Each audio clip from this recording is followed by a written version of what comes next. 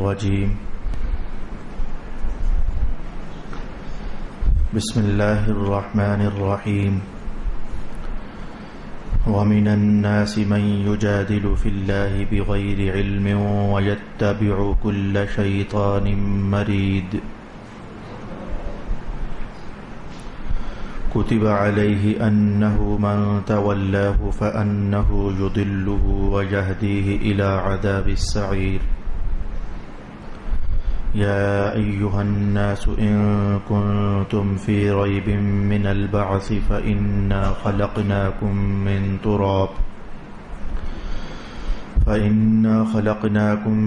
تراب ثم من نطفة ثم من علقة ثم من مضغة مخلقة وغير مخلقة لنبين لكم ونقر في الأرحام ما نشاء إلى أجل مسمى ثم نخرجكم طفلا ثم لتبلغوا أشدكم ومنكم من يتوفى ومنكم من يرد إلى أرذل العمر لكي لا يعلم من بعد علم شيئا وترى الأرض هامدة فإذا أنزلنا عليها الماء اهتزت وربت وأنبتت من كل زوج بهيج ذلك بأن الله هو الحق وأنه يحيي الموتى وأنه على كل شيء قدير وأن الساعة آتية لا ريب فيها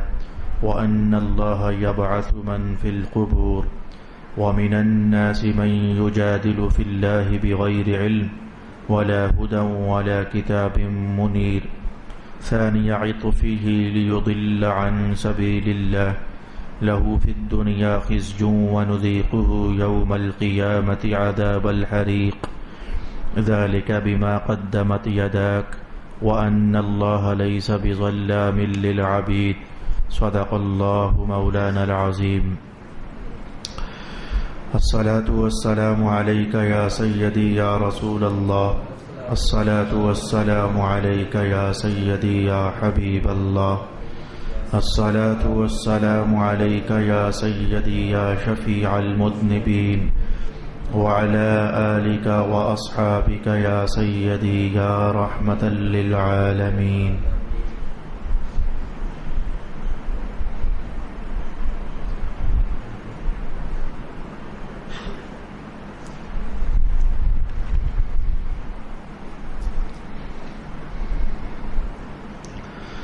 بعض لوگ اللہ کے متعلق بغیر علم کے جھگڑا کرتے ہیں اور ہر سرکش شیطان کی پیروی کرتے ہیں جس کے متعلق لوح محفوظ میں یہ لکھا جا چکا ہے کہ جو اس کو دوست بنائے گا وہ اس کو گمراہ کر دے گا اور اس کو بھڑکتی ہوئی آگ کے عذاب کی طرف لے جائے گا۔ اے لوگو، اگر تمہیں موت کے بعد زندگی میں شک ہے تو غور کرو کہ ہم نے تم کو مٹی سے پیدا کیا، پھر نطفہ سے، پھر جمے ہوئے خون سے، پھر گوشت کے لوتھڑے سے جو مکمل شکل کا ہوتا ہے اور ادھوری شکل کا بھی، تاکہ ہم تمہارے لیے اپنی قدرت کو ظاہر کر دیں، اور ہم جسے چاہتے ہیں ایک مقرر مدت تک رحم مادر میں رکھتے ہیں، پھر ہم بچے کی صورت میں تمہیں نکالتے ہیں تاکہ تم اپنی پوری جوانی کو پہنچ جاؤ، اور تم میں سے بعض لوگ اس سے پہلے وفات پا جاتے ہیں اور تم میں سے بعض ناکارہ عمر کی طرف لوٹا دیے جاتے ہیں تاکہ وہ علم کے بعد کسی چیز کو نہ جان سکیں، اور تم زمین کو خشک حالت میں دیکھتے ہو، پس جب ہم اس پر پانی برساتے ہیں تو وہ تر و تازہ اور ہری بھری ہو جاتی ہے اور وہ ہر قسم کا خوش نما سبزہ اگاتی ہے۔ یہ اس لیے ہے کہ اللہ ہی کا حق ہے، اور بے شک وہ مردوں کو زندہ کرتا ہے، بلا شبہ وہ ہر چیز پر قادر ہے، اور بے شک قیامت آنے والی ہے، اس میں کوئی شک نہیں ہے، اور اللہ ان سب کو اٹھائے گا جو قبروں میں ہیں۔ اور بعض لوگ بغیر علم کے اور بغیر ہدایت کے اور بغیر روشن کتاب کے اللہ کے متعلق جھگڑا کرتے ہیں۔ وہ از راہ تکبر اپنی گردن موڑے ہوئے ہیں تاکہ لوگوں کو اللہ کے راستے سے گمراہ کر دیں، اسی کے لیے دنیا میں ذلت ہے اور ہم قیامت کے دن اس کو جلانے والے عذاب کا مزہ چکھائیں گے۔ اسے کہا جائے گا یہ تیرے ان کاموں کی سزا ہے جن کو تیرے ہاتھ پہلے بھیج چکے ہیں، اور بے شک اللہ بندوں پر ظلم کرنے والا نہیں ہے۔ صدق اللہ مولانا العظیم۔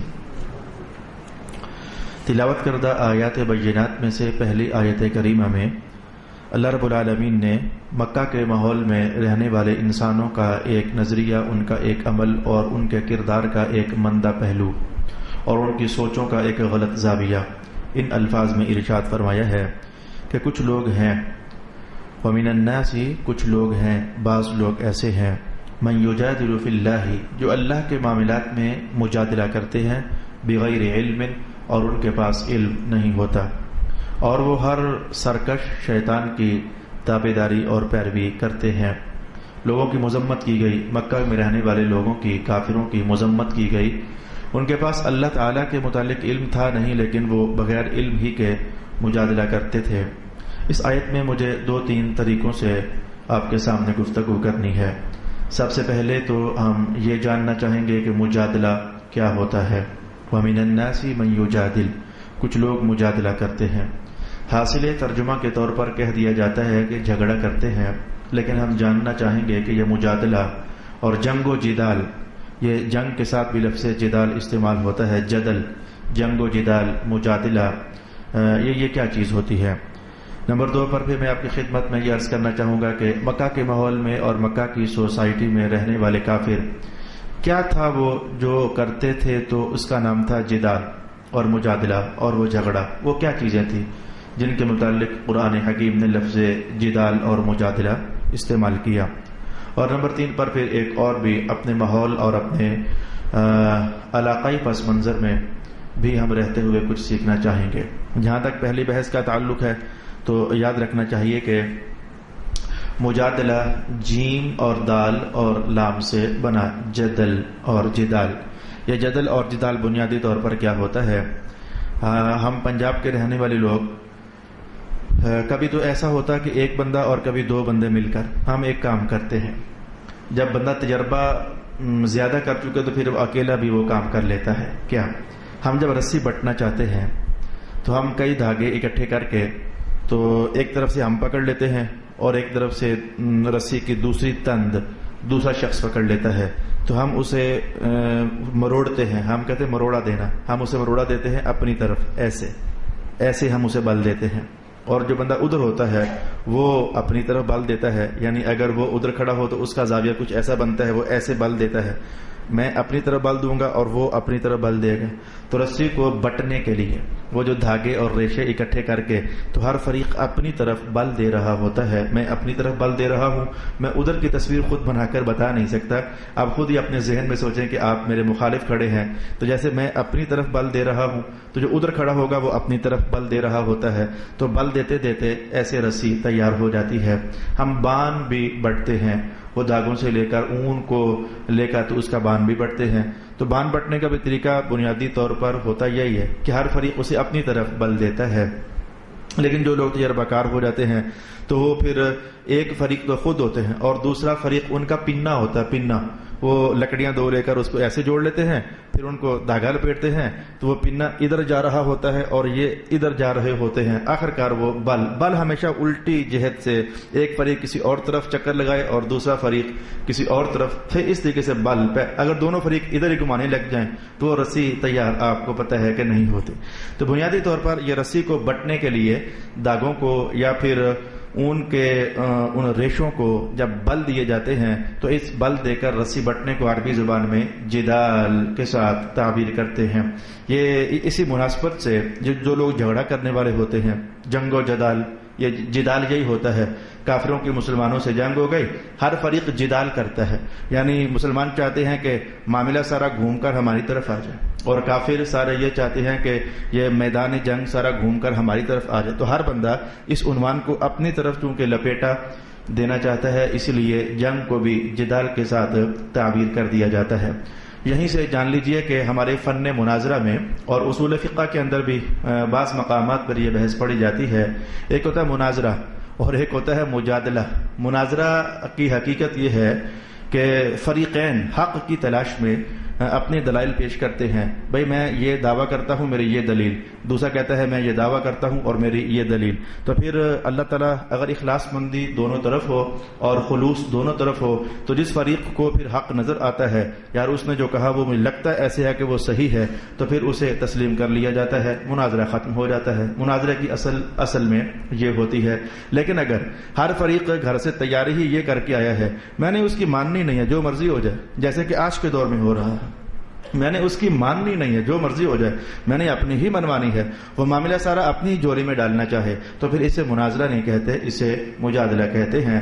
دور حاضر میں کئی ایسے آمنے سامنے ہونے والے فریقوں کو آپ نے دیکھا ہوگا کہ وہ 2 گھنٹے 3 گھنٹے 4 گھنٹے شور شرابہ رولا گلا، لیکن کوئی بھی دوسرے کی بات ماننے کے لیے تیار نہیں ہوتا۔ وغیرہ فن مناظرہ میں جو اہل علم اس مجلس میں تشریف فرما ہے تو اسے پتہ ہے کہ فن مناظرہ میں بات چند منٹوں سے زیادہ اوپر جاتی نہیں، مناظرہ کے اندر چند منٹوں سے بات اوپر جاتی نہیں ہے، گھنٹوں کے بعد یہ تو تصور بھی نہیں ہے۔ امام اعظم ابو حنیفہ جیسے بندوں کا بھی مناظرہ ہوا اور اکابرین امت کا بھی مناظرہ ہوا۔ مناظرے کی بنیاد صرف یہ ہے، دعویٰ پیش کیا جاتا ہے، ہر فریق دعویٰ لاتا ہے، دعویٰ لانے کے بعد ہر فریق دلیل پیش کرتا ہے، جس بندے نے دوسرے کی دلیل کو رد کر دیا اور اپنی دلیل کو ثابت کر دیا وہ مناظرہ جیت جاتا ہے۔ یہ چند منٹوں پر مشتمل یہ عنوان ہوتا ہے۔ چلے میں اس وقت تدریسی عنوان کھول کر نہیں بیٹھا کہ مناظرہ اور مجادلہ کی فنی باریکیاں آپ کے سامنے پیش کروں، بس میں اتنا کہنا چاہتا تھا کہ مجادلہ اصل میں کیا شے ہوتی ہے۔ اب مکہ کے ماحول میں مکہ والے جو تھے رب کائنات، آپ دیکھو رسول اللہ علیہ السلام بھی تو ایک بات کر رہے تھے، مکہ والے بھی ایک بات کر رہے تھے، مکہ والے جو بھی غلط بات کر رہے تھے رسول اللہ علیہ السلام نے یہ نہیں فرمایا کہ رسول اللہ مجادلہ کر رہے، بلکہ وَمِنَ النَّاسِ مَن يُجَادِلُ وَمِنَ النَّاسِ مَن يُجَادِلُ، کہ کچھ لوگ ایسے ہیں جو مجادلہ کر رہے ہیں رسول پاک صلی اللہ علیہ وآلہ وسلم کے ساتھ۔ اس کا مطلب یہ ہوا کہ قرآن خاموشی سے یہ کہہ گیا کہ حق سارے کا سارا اللہ نے مصطفیٰ کی جولی میں ڈالا ہوا تھا، اور ان کے مخالف جو لوگ تھے ان کے پاس حق تھا ہی نہیں، ان کے پاس دلیل تھی نہیں، ان کے پاس علم تھا ہی نہیں، بغیر علم ان کے پاس علم ہی نہیں تھا۔ اور ایک طرف رسول پاک علیہ الصلوۃ والسلام ہے کہ اللہ رب العالمین نے علم کا ہر دروازہ سرکار دو عالم علیہ الصلوۃ والسلام کے لیے کھولا ہوا تھا، کیونکہ وہ بغیر علم کے کر رہے تھے اس لیے مجادلہ کر رہے تھے۔ لگے ہاتھوں میں آپ سے کہنا چاہوں گا کہ اگر آپ بھی کبھی زندگی میں بحث کے ٹھیے پر بیٹھ جائیں اور بغیر علم کے بیٹھ جائیں تو وہ بحث نہیں ہوگی بلکہ مجادلہ ہوگا۔ بھئی آپ کے پاس علم ہی نہیں ہے، قرآن حکیم نے کیا کہا؟ بغیر علم، جو بھی بحث بغیر علم کے کی جاتی ہے وہ مجادلہ ہوتی ہے۔ اور پھر اس پر قرآن حکیم نے کوئی خراج تحسین پیش نہیں کیا، واہ واہ واہ واہ بڑی بات ہے مکہ والے مجادلہ کر رہے ہیں، یا کوئی خراج تحسین پیش نہیں کیا، بلکہ ڈانٹا گیا، ڈپٹا گیا اور کہا گیا کہ دیکھو شیطانی مرید کی پیروی کر رہے ہیں، آئے ہیں بڑے مجادلہ کرنے والے۔ قرآن حکیم نے ڈانٹا ہے۔ میں عرض کرنا چاہوں گا لگے ہاتھوں اپنے ماحول میں جو چیز نمبر 3 پر کہنی تھی وہ باتوں میں نہ جانے کہاں سے آج جڑی۔ میں ابھی کہنا چاہوں گا کہ آپ ہرگز کبھی بھی اگر آپ کے پاس علم نہیں ہے تو بحث میں مت پڑا کریں۔ آئے دن مجھے فون آ جاتا ہے اور ہم 2-4 بندے دوست اکٹھے بیٹھے ہوئے تو ایک بات پر بحث چھڑ گئی، تو میں فون پر بعض اوقات طبیعت خراب ہوتی ہے، عنوان اگر انتہائی سینسیٹیو ہو میں کہتا ہوں علم ہے نہیں تو بحث کیوں تھی، پہلے تو یہ بتاؤ نا۔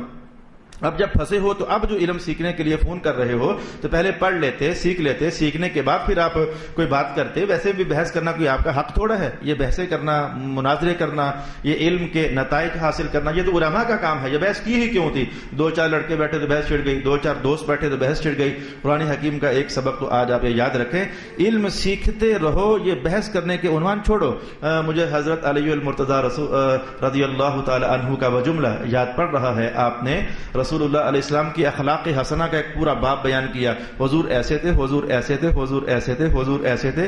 حضرت علی المرتضیٰ رسول اللہ کے اخلاق بیان کر رہے تھے، ان ساری باتوں کے اندر ایک بات آپ نے یہ ارشاد فرمائی کہ حضور ایسے بھی تھے کہ بحثوں کو آپ نے چھوڑ ہی دیا ہوا تھا، بحث کرتے ہی نہیں تھے، ٹو دی پوائنٹ بات کی، بھائی یہ اللہ ہے، یہ اللہ کا پیغام ہے، یہ قرآن ہے، یہ سنت ہے، ٹو دی پوائنٹ بات کی۔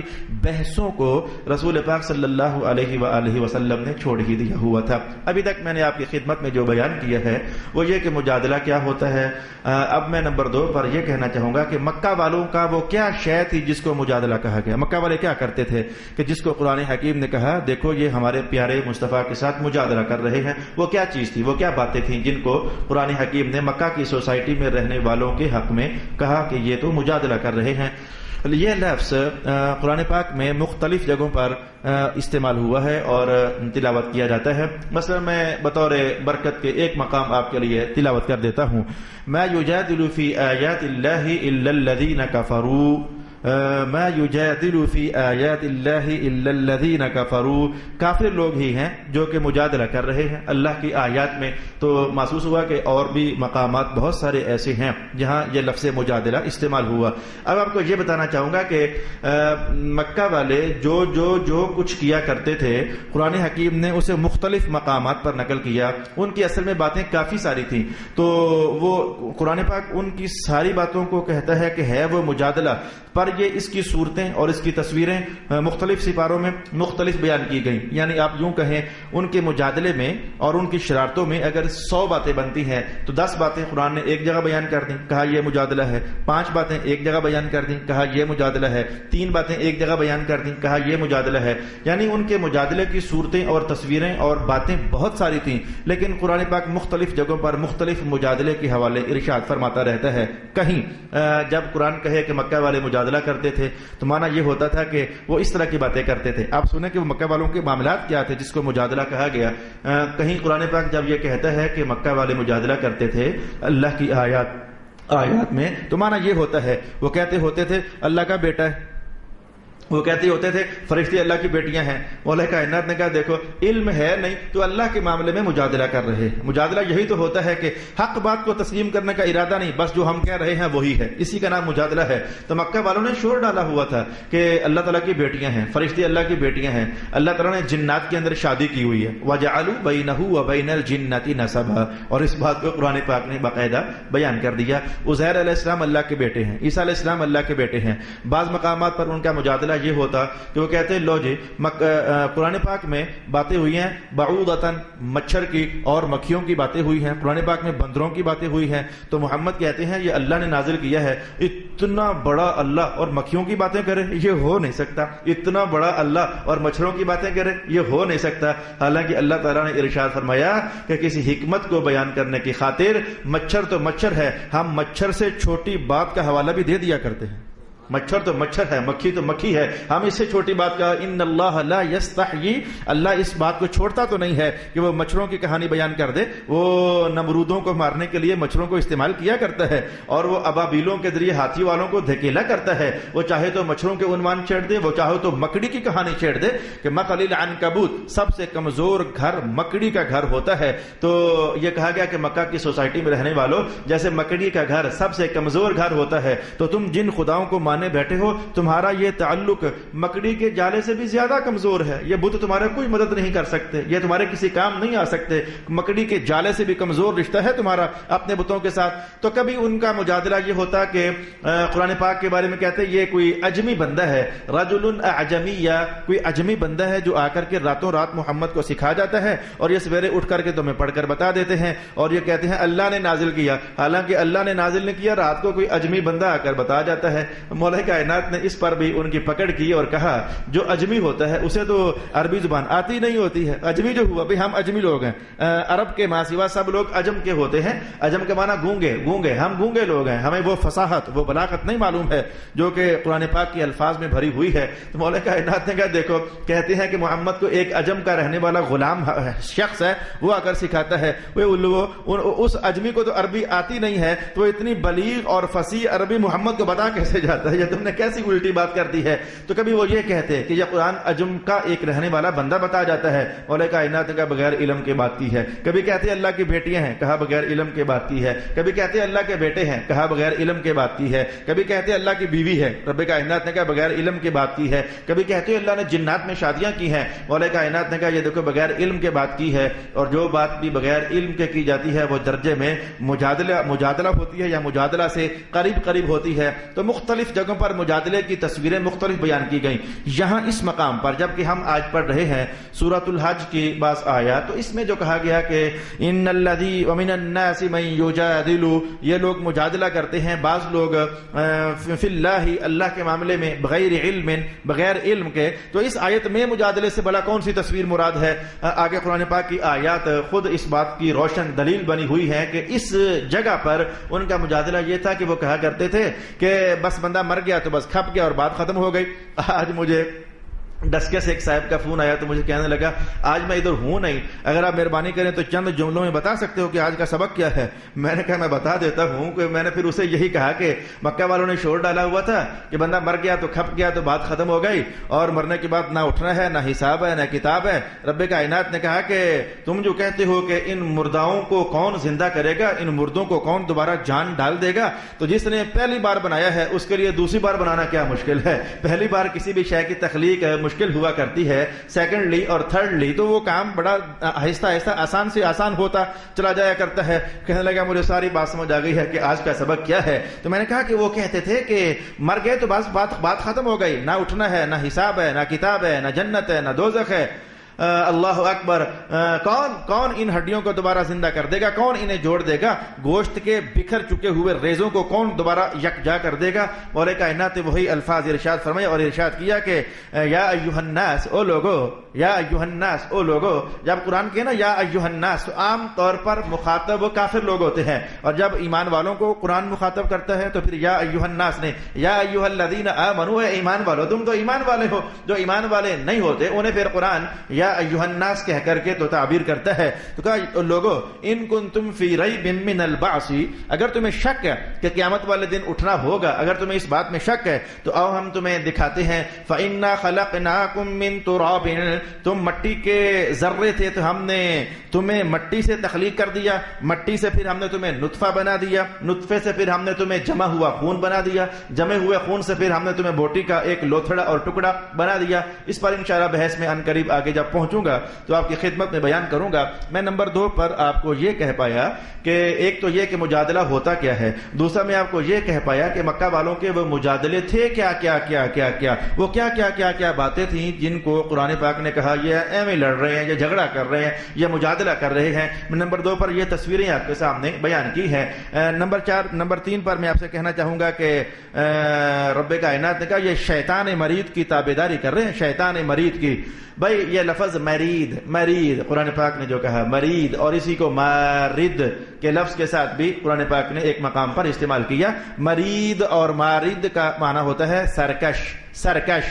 میں جان بوجھ کر یہاں رکا ہوا, مرید, سرکش. یہ لفظ پھر سنو, مرید, میم کے اوپر زبر ہوتی ہے, مرید, اس کا معنی ہوتا ہے سرکش. یہ میں رکا اس لیے ہوں کہ کہیں آپ مغالطے میں نہ پڑ جاؤ اور باہر جا کر کہیں اس طرح کی کہانیاں نہ شروع کر دینا. علامہ صاحب کہتے ہیں مرید جو ہوتا ہے نا وہ سرکش ہوتا ہے. وہ بھائی مرید اور ہوتا ہے اور مرید اور ہوتا ہے. میم کے اوپر زبر ہو تو اس کا معنی اور ہوتا ہے, اور میم کے اوپر اگر پیش ہو تو اس کا معنی اور ہوتا ہے. میں یفعل ما یرید, ان اللہ یفعل ما یرید, اسی یرید سے مرید, یرید, مرید, یہ باب افعال ہے. اصل میں یرید اور مرید کا معنی ہوتا ہے ارادہ کرنے والا. جو بندہ ارادت کی راہوں پر چلتا ہے, سلوک کی راہوں پر چلتا ہے, وہ اصل میں اندر سے ارادہ کرتا ہے مولا تیرا نور مل جائے. وہ اندر سے ارادہ رکھ رہا ہوتا ہے مولا تیری خوشنودی مل جائے. جو اللہ کی خوشنودی کی راہوں کو ارادے اور طلب میں سجا کر چلتا ہے تو وہ اسے کوئی استاد چاہیے ہوتا ہے, اسے کوئی رہنما چاہیے ہوتا ہے جو روحانیت کی منزلوں میں اسے انگلی پکڑ کر ساتھ چلائے. تو وہ جو ساتھ چلانے والا ہوتا ہے اسے پھر شیخ اور مرشد کہا جاتا ہے, اور جو انگلی پکڑ کر گویا ساتھ چلنے والا ہوتا ہے اسے پھر مرید کہا جاتا ہے. ارادہ کرنے والا, اللہ کی محبت کا ارادہ کرنے والا, اللہ کی اطاعت کا ارادہ کرنے والا, اللہ کے نور کا ارادہ کرنے والا, اور بہت ساری خیر کی منزلوں کا, تو اسے پھر مرید کہتے ہیں. لیکن ایک ہے مرید, اس کا معنی ہوتا ہے سرکش. اور اگر میں کہوں چٹکی کاٹتے ہوئے کہوں تو بے جا نہیں ہوگا, جو بندے مرید بن کر بھی نافرمانیاں کریں, شرارتیں کریں, شریعت کے خلاف چلیں, بھگوڑے بن کر زندگی جئیں, قرآن کو کچھ نہ سمجھیں, حدیث کو اہمیت نہ دیں, سنت کا زیور اپنے وجود میں اس کی چمک نہ اتاریں, تو یہ مرید نہ بھی صحیح لیکن مرید سے قریب تو ہیں. تو یہ سرکش ہی نا کہ ارادت کی راہوں میں آنے کے باوجود یہ نافرمانیاں کرتے رہیں, بے نماز بن کر جئیں. تو یہ ایک مرید اور ایک مرید کا لفظ میں نے آپ کی خدمت میں بیان کیا. نمبر 4 پر میں یہ کرنا چاہوں گا کہ مکہ والوں کے بارے میں کہا یہ شیطان کی پیروی کرتے ہیں. چلو شیطان تو ہے ہی, سرکش مرید پر میں نے بحث کر دی, لیکن کہا یہ شیطان کی پیروی کرتے ہیں. لوگوں کا خیال یہ ہے کہ شیطان عام طور پر وہ جو شیطان ہوتا ہے وہی ہوتا ہے, یعنی ہم وہ جو ہوتا ہے نا, فی الحال شاید میں یہی کہہ پاؤں اور آپ بھی سمجھ رہے ہیں کہ میں کیا کہہ رہا ہوں. میں متعین نہیں کر رہا, میں اسے مینشن نہیں کر رہا وہ کون سی شے ہے یا وہ کون سی ہستی ہے جسے شیطان کہتے ہیں, لیکن ایک کانسیپٹ ہے صحیح ذہنوں کے اندر. ایک شیطان ہوتا ہے تو شیطان ہم اسے سمجھتے ہیں جسے ہم سمجھتے ہیں وہ جنات سے ہوتا ہے، کان من الجن، شیطان جنات میں سے ایک فرد ہے۔ تو ہم مسلمان لوگ عام طور پر، ہم پبلک عام طور پر شیطان اسی جن کے بارے میں سمجھتے ہیں جس نے آدم علیہ السلام کو سجدہ نہیں کیا تھا، لیکن اپنا یہ مغالطہ آپ کو چاہیے کہ ختم کر لیں۔ میں 8ویں سپارے کے الفاظ آپ کے سامنے پڑھنا چاہوں گا۔ شیاطین الجن وکذالک جعلنا لکل نبی شیاطین الجن من الانس، ہم نے ہر نبی کے لیے انسانوں میں سے بھی شیطان بنائے ہوتے ہیں اور جنات میں سے بھی شیطان بنائے ہوتے ہیں۔ یوحی بعضهم الی بعض زخرف القول غرورا، جو آپس میں ایک دوسرے کی باتیں بتاتے رہتے ہیں۔ حاصل معنی کر کے میں نے آگے بڑھ جانا چاہا۔ میرا مدعا صرف اس آیت کو لانے سے یہ تھا کہ کچھ جنات ہوتے ہیں جو شیطان ہوتے ہیں اور کچھ انسان ہوتے ہیں جو شیطان ہوتے ہیں۔ اگر اب بھی آپ نہیں سمجھے، سمجھنا چاہیے، قرآن کا بیان ہے، کچھ انسان بھی ہوتے ہیں جو شیطان ہوتے ہیں۔ میں نے پچھلی بار ایک حدیث کا حوالہ دیا تھا، معلوم نہیں کہ جمعۃ المبارک کی نشست میں یا پھر جمعرات کی نشست میں نے کہا تھا کہ آج کل میں ایک حدیث بہت زیادہ سنا رہا ہوں۔ میں نے متن اس کا آپ کے لیے تلاوت کیا تھا۔ اس متن کے 3 اجزاء میں سے ایک جز میں آپ کے لیے اس وقت پڑھنا چاہتا ہوں۔ رسول پاک علیہ الصلوۃ والسلام نے ارشاد فرمایا، اللہ تعالیٰ نے انسانوں کی 3 قسمیں بنائی ہیں، صنف اجسادهم کاجساد بنی آدم وارواحهم کارواح الشیاطین۔ رسول اللہ علیہ السلام فرماتے ہیں کہ کچھ انسان ایسے ہوتے ہیں، دکھنے میں وہ انسان ہوتے ہیں، ان کے جسم، ان کی باڈی انسانوں والی ہوتی ہے، لیکن ان کی روحیں اندر سے شیطانوں والی روحیں ہوتی ہیں۔ تو پھر کچھ انسان ایسے ہیں، تو صحیح قرآن بھی بول رہا ہے وہ شیطان ہے اور حدیث بھی بول رہی ہے کہ وہ شیطان ہے، اور ایسے لوگ ڈھونڈنا کوئی مشکل نہیں ہے۔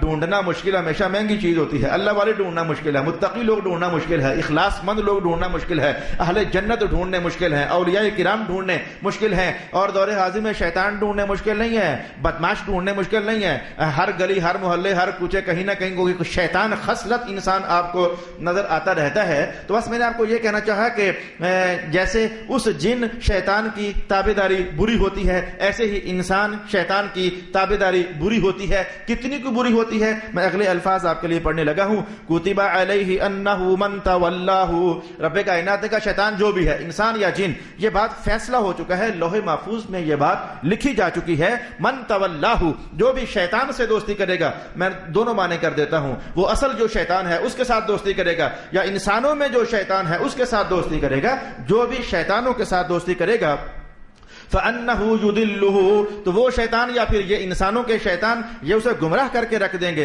وَيَهْدِيهِ إِلَىٰ عَذَابِ السَّعِيرِ، اور اسے دوزخ کی بھڑکتی ہوئی آگ تک لے جانے والے ہوتے ہیں۔ اس لیے قرآن حکیم نے دوستیوں کی بھی کیٹیگریز بیان کی ہے، کون سی دوستی ایسی ہے جو دوزخ تک لے جاتی ہے اور کون سی دوستی ایسی ہے جو جنت تک لے جاتی ہے۔ ہاں، رسول پاک علیہ الصلوۃ والسلام نے ارشاد نہیں فرمایا، بلکہ قرآن پاک کے الفاظ میں آپ کو ابھی آپ کی خدمت میں بیان کر دیتا ہوں۔ الْأَخِلَّاءُ يَوْمَئِذٍ بعضهم لبعض عدو الا المتقین، رب کائنات نے کہا بہت سی دوستیاں قیامت والے دن دشمنیوں میں بدل جائیں گی، یعنی ہر ایک کو اپنی اپنی پڑی ہوگی، دفعہ ہو مجھے چھوڑ، مجھے اپنی فکر پڑی ہوئی ہے، تو ادھر کہاں آ گیا ہے۔ جب آپس میں اس طرح کی باتیں ہوں گی، آج چھڑانا، میں تیرے پیچھے چلا کرتا تھا، وہ کہے گا مجھے اگر میں تجھے چھڑا سکتا ہوتا تو اپنے آپ کو نہ چھڑا لیتا، میں خود پھنسا ہوا تجھے میں کہاں چھڑا دوں۔ تو دوستیاں دشمنیوں میں تبدیل ہو جائیں گی۔ یہ وہ دوستیاں ہیں جو شیطانیت پر مبنی تھی، جو گناہوں پر مبنی تھی، جو اللہ تعالیٰ کی نافرمانی پر مبنی تھی، جو رسول پاک علیہ الصلوۃ والسلام کی عصیاں شعاری پر مبنی دوستیاں تھیں، یہ قیامت والے دن دشمنیوں میں تبدیل ہو جائیں گی۔ رہی وہ دوستیاں الا المتقین، جو نماز کی بنیاد پر تھی، جو تقوی کی بنیاد پر تھی، جو ایمان کی بنیاد پر تھی، جو للہیت کی بنیاد پر تھی، جو دوستی خیر کی بنیاد پر تھی، جو دوستی نور کی بنیاد پر تھی، جو دوستی اللہ کی محبت کی بنیاد پر تھی۔ مولا کائنات نے کہا یہ ختم تو نہیں ہوں گی، بلکہ ایک دوست جب جنت میں جانے لگے گا وہ اللہ سے کہہ کر دوسروں کو بھی ساتھ لے کر جانے والا ہو جائے گا۔ او کما قال رسول اللہ صلی اللہ علیہ وآلہ وسلم۔ اس طریقے سے میں نے اپنی گفتگو کی چوتھی بحث بھی آپ کے لیے مکمل کرنا چاہی۔ یہ گناہگار انسانوں کی دوستیاں، بد مذہب لوگوں کی دوستیاں، بد عقیدہ لوگوں کی دوستیاں، یہ سب شیطانی دوستیاں ہیں۔ ظاہرہ کہ جو اللہ کے معاملے میں عقیدہ ڈھیلا رکھے، جو رسول اللہ کے معاملے میں عقیدہ کمزور رکھے، جو آخرت کے معاملے میں عقیدہ کمزور رکھے، جو اللہ کے نبیوں کے معاملے میں عقیدہ کمزور رکھے، جو اللہ کے برگزیداؤں اور اولیاء کے بارے میں عقیدہ کمزور رکھے، رکھے، جس کے رویے، جس کے عمل میں رسول پاک علیہ الصلوۃ والسلام کی عمل کی روشنیاں نظر نہ آئیں، یہ ساری دوستیاں شیطانی دوستیاں ہی تو ہیں۔ اب میری محفل میں چونکہ بہت سارے نوجوان تشریف فرما ہے، میں ان سے کہوں گا کہ خدا را اپنی دوستیوں کا وزن تو کرو نا، کہ یہ جھکاؤ شیطان کی طرف جا رہا ہے یا جھکاؤ رسول اللہ کی طرف جا رہا ہے۔ اگر تمہاری دوستیوں میں خیر کی جھلک ہے، مبارک ہو جائے، تم بھی اچھے، تمہارا دوست بھی اچھا۔ اور اگر تمہاری دوستیاں گناہوں کی طرف، شر کی طرف، بدبختگی کی طرف، نافرمانی کی طرف، اسیاں شعاری کی طرف، اللہ رسول کو جھٹلانے کی طرف جا رہی ہے، تو نعوذ باللہ وعافانا اللہ عن ذلک، تو اللہ تعالیٰ سے ایسی دوستیوں سے بھی پناہ مانگو اور ایسے دوستوں سے بھی پناہ مانگو۔ ارشاد گرامی ہوا، اچھا تو تم کہتے ہو کہ کون اٹھائے گا ان ہڈیوں کو، ان بوسیدہ گوشت کے ٹکڑوں کو جو خاک بن کر اڑ گئے، کون ان میں جان ڈالے گا؟ مولا کائنات نے 7 مراحل بیان کر دیے، کہا جو تو ہے، جو ہم نے تجھے بنایا ہے، تو تجھے اپنی وہ 7 تخلیق کے مراحل جو ہیں وہ بھول گئے ہیں۔ مولا کون سے؟ کہا تو مٹی ہوتا تھا، اِنَّا خَلَقْنَاكُم مِّن تُرَابٍ، اے انسان تو مٹی تھا، ہم نے تجھے مٹی سے بنایا۔ میں رک کر کے آپ کی توجہ کو تھوڑا سا ذرا چھیڑ لوں، چونکہ قرآن حکیم نے وہ بات بھی کہی ہے جس کو میں نے کہا کہ میں ذرا آپ کو چھیڑ لوں، آپ کو ذرا پیچیدگی میں داخل کر لوں، اور پھر وہ بات بھی کہی ہے جو اس کا نتیجہ ہوگی۔ مولا کائنات نے کہا من نطفۃ، ہم نے نطفے سے تمہیں بنایا، وہ جو انسان کے وجود سے قطرہ آب ٹپک جاتا ہے، جس کے بارے میں قرآن نے کہا کہ لم یکن شیئا مذکورا، وہ قابل ذکر شیء نہیں ہے، یعنی اس کا نام بھی نہیں لینا چاہیے، لیکن ایک مقام پر کہا پھر قرآن حکیم نے، یعنی عام طور پر اس کا نام نہیں لینا چاہیے، لیکن یادداشت میں ڈالنے کے لیے قرآن نے کہا نہیں مِن مَنِيٍّ یمنا، وہ منی کا قطرہ، قرآن پاک کے الفاظ مِن مَنِيٍّ یمنا، تو تم منی کے قطرے سے پیدا ہوئے۔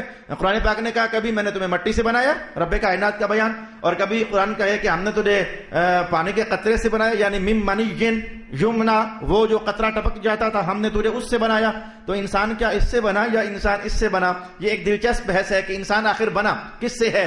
ائمہ تفسیر نے 2 طریقے سے بحث کی، اور رسول پاک علیہ الصلوۃ والسلام نے جو بیان پھر ارشاد فرمایا، میرا خیال ہے کہ اس کے بعد تو اس مقام کو پھر سمجھنا دشوار ہو ہی نہیں سکتا ہے۔ مثلا میں پہلے وہ چھوٹے درجے کے جو لوگ ائمہ تفسیر، ان کی کہانی آپ کے سامنے بیان کرنا چاہوں گا۔ انہوں نے کہا کہ رب کائنات نے جو یہ ارشاد فرمایا ہے، اے انسان ہم نے تجھے مٹی سے بنایا، مانا یہ تھا کہ تمہاری اصل کو تو مٹی سے بنایا نا، پھر تم اس سے پیدا ہوئے۔ آپ جلدی سے سمجھ گئے کہ مراد ہے حضرت آدم علیہ السلام، ان کا وجود مسعود۔ رب کائنات نے مٹی کو گوندنے کے بعد تخلیق فرما دیا، تو تمہاری اصل، تمہارا باپ جو ہے وہ مٹی سے بنا، پھر اس سے سارے تم بنے، تو تم سارے مٹی ہی سے تو نکلے ہو آخرکار۔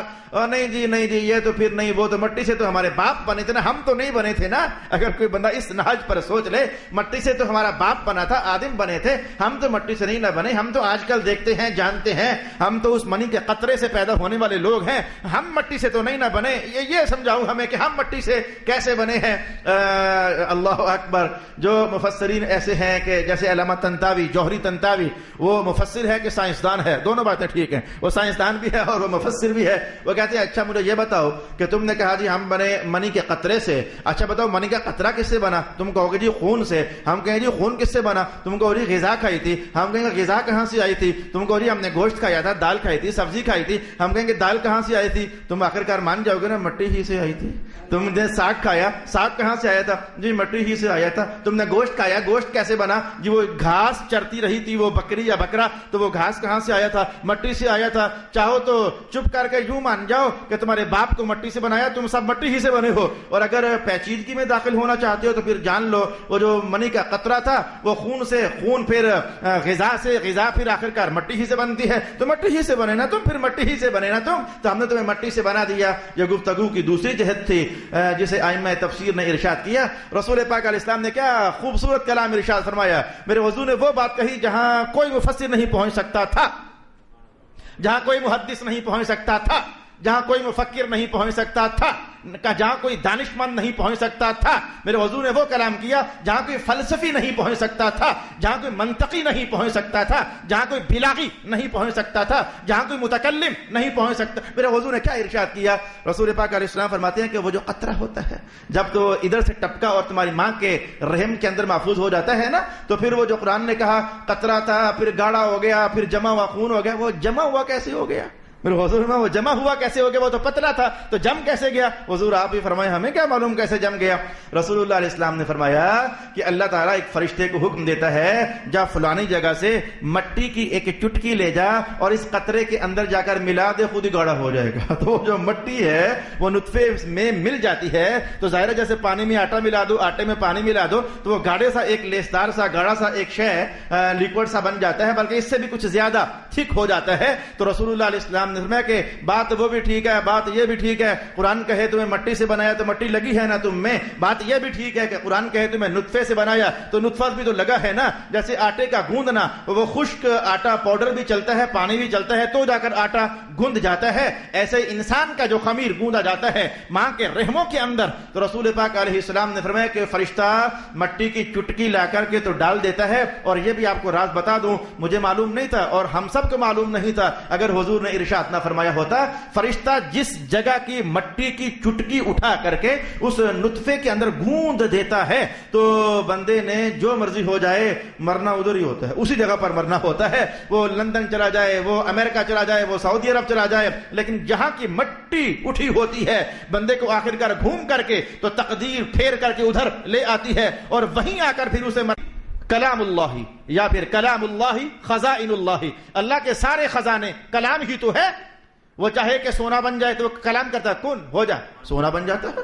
وہ کہتا ہے کائنات بن جا، وہ کہتا ہے کن، کائنات بن جاتی ہے۔ آسمان بن جا، وہ کہتا ہے کن، آسمان بن جاتا ہے۔ جنت بن جا، وہ کہتا ہے کن، جنت بن جاتی ہے۔ سارے خزانے یہ کن کی تخلیق ہی تو ہیں، کن کے اندر چھپے ہوئے راز ہی تو ہیں۔ تو پھر یہ کہنا کہ ویسے تو ہم کن میں سارا کچھ پیدا فرما سکتے ہیں، لیکن ہم نے تمہیں 9 مہینے لگا دیے۔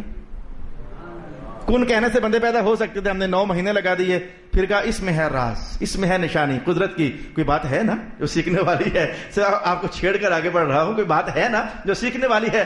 اس نے کہا خلق السماوات والارض فی 6 ایام، اتنے بڑے آسمان اور زمین 6 دن میں بنا دیے، چھوٹا سا انسان 9 مہینوں میں۔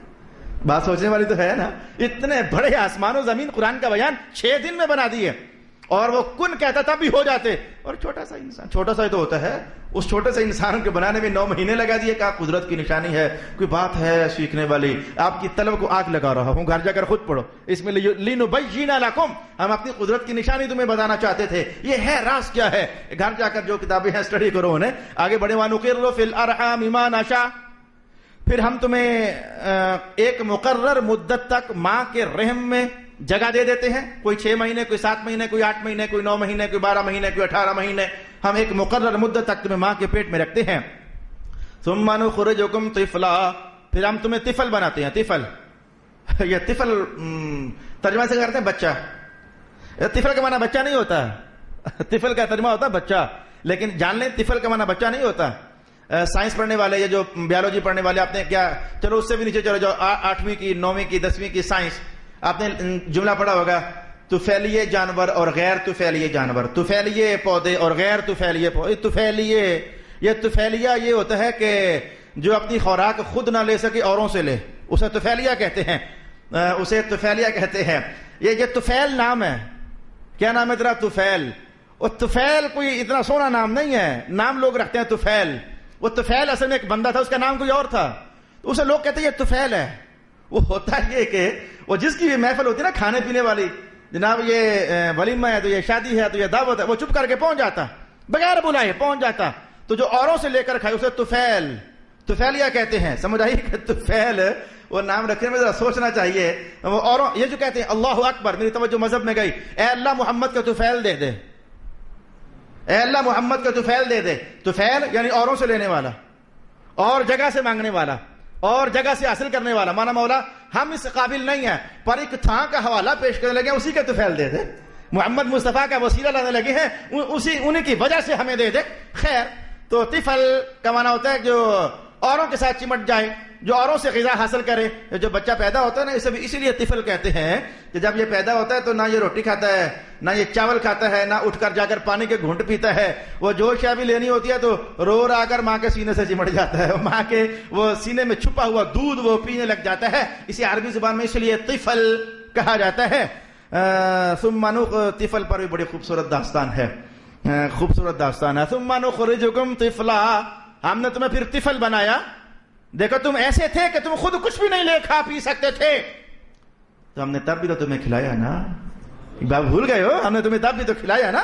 ثم لتبلغوا اشدکم، پھر تم شدید ہو گئے، طاقتور ہو گئے، جوان ہو گئے، مستیاں چھا گئیں، سینہ تان کر چلنے لگ گئے، نظروں میں خمار آ گیا، زبان کی کہانی بگڑ گئی، جس نے زمانوں سے کھلایا اسی کے سامنے اکڑنے لگ گئے، جس نے تمہیں ماؤں کے پیٹ میں بھی فراموش نہ ہونے دیا اسی سے پیشانی کھینچ کر بھاگ گئے، اسی کے گھر سے بھگوڑے ہو گئے۔ ثم لتبلغوا اشدکم، شدید ہو گئے ہیں، پھر تم شدید ہو گئے، تم طاقتور اپنے آپ کو پھر سمجھنے لگ گئے۔ ومنکم من یتوفی،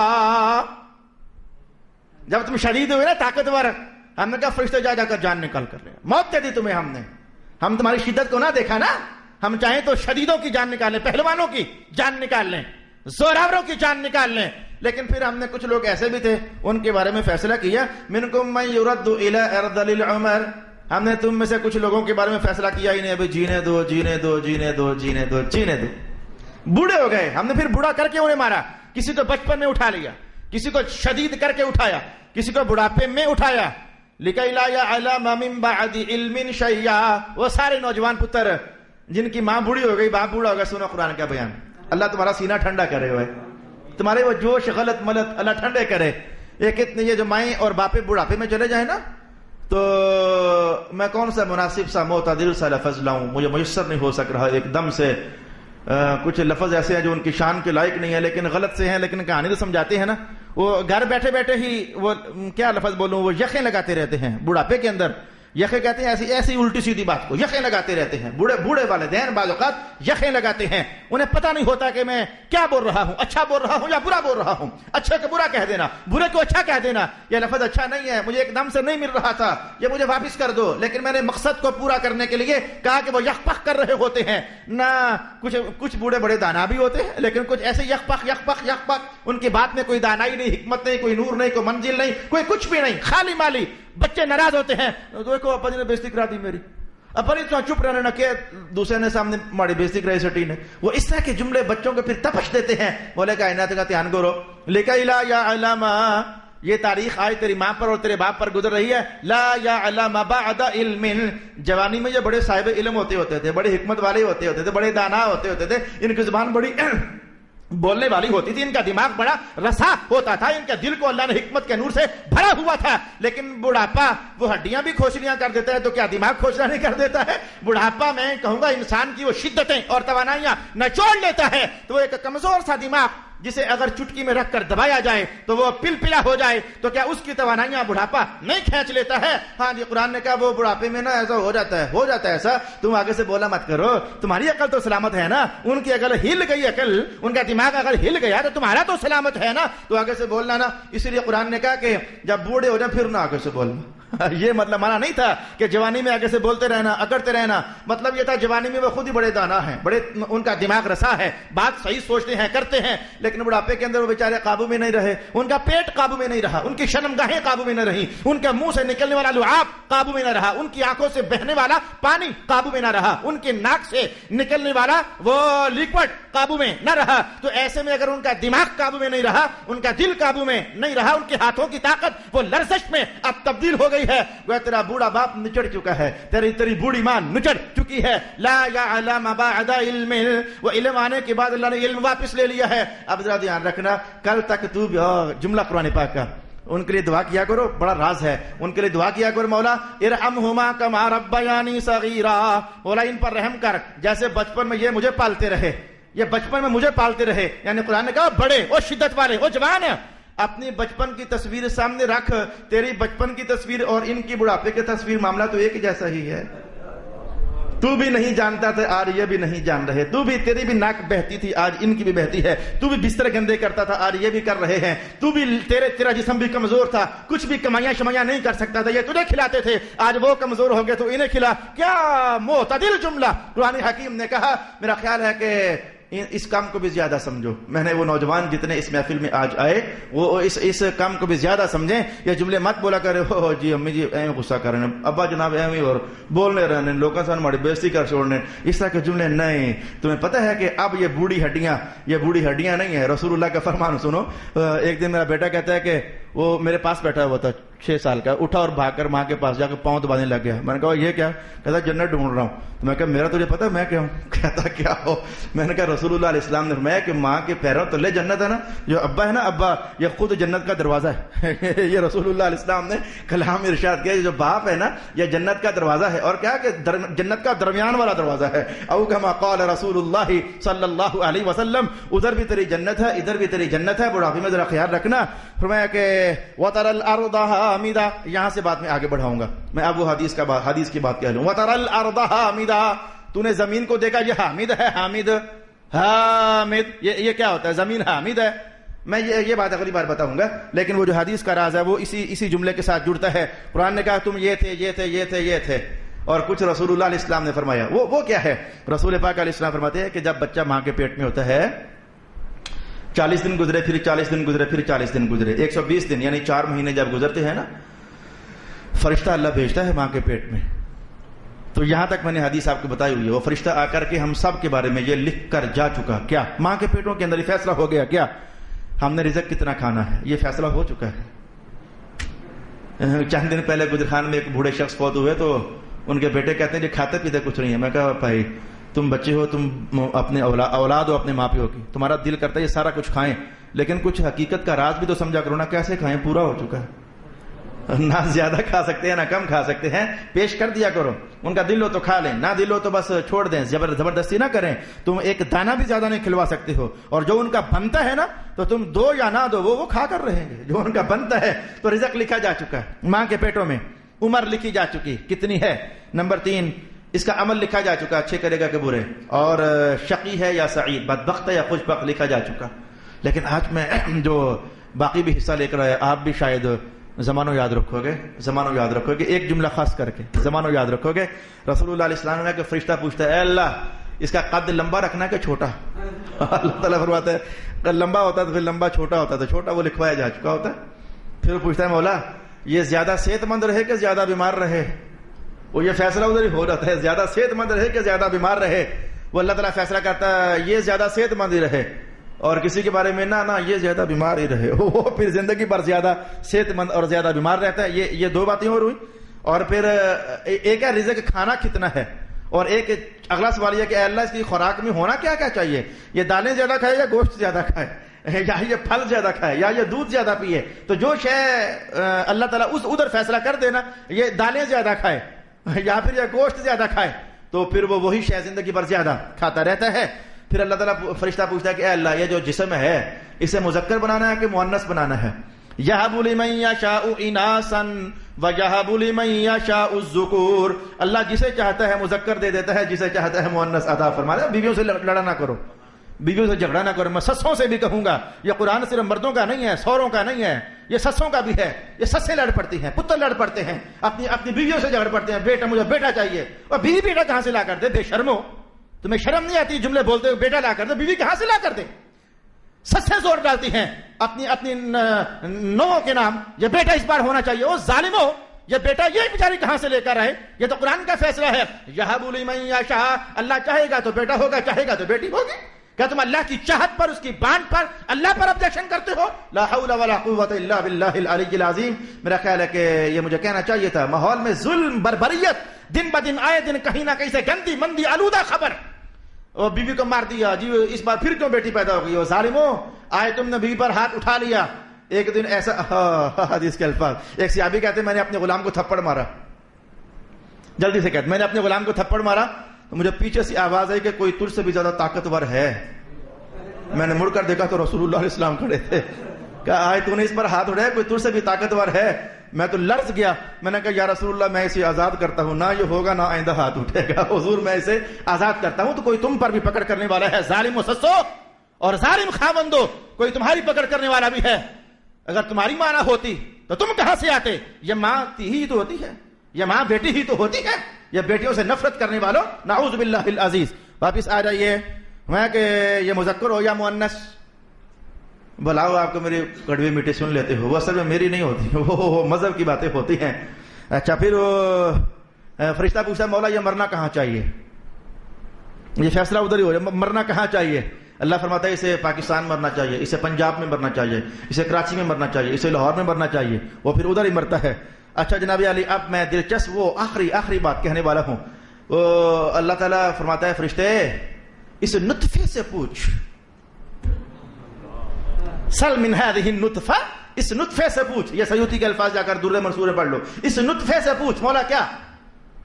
من رب کا، اس سے پوچھ تیرا رب کون ہے، اس سے پوچھ تیرا رب کون ہے۔ ہر نطفہ ماں کے پیٹ میں کیا کراتا ہے؟ اللہ، میرا رب اللہ ہے۔ ادھر کیا کراتا ہے؟ یہ قریب ترین کی کہانی ہوتی ہے، کیا کراتا ہے؟ ادھر آ کر بھول جاتا ہے ظالم۔ اسی لیے حضور نے کیا فرمایا تھا کہ ہر بچہ صحیح پیدا ہوتا ہے، فطرت پر پیدا ہوتا ہے۔ ابھی ماں کے پیٹ میں وہ فرشتہ کہلوا کر گیا ہے، پوچھ کر گیا ہے کون ہے رب ہے؟ وہ کہتا تھا اللہ ہے رب۔ اچھا دوسرا سوال فرشتہ اس سے کرتا ہے کہ اللہ کے کہنے پر من رازقک، بتا تجھے رزق دینے والا کون ہے؟ وہ نطفہ جواب دیتا ہے اللہ، مجھے رزق دینے والا بھی اللہ ہے۔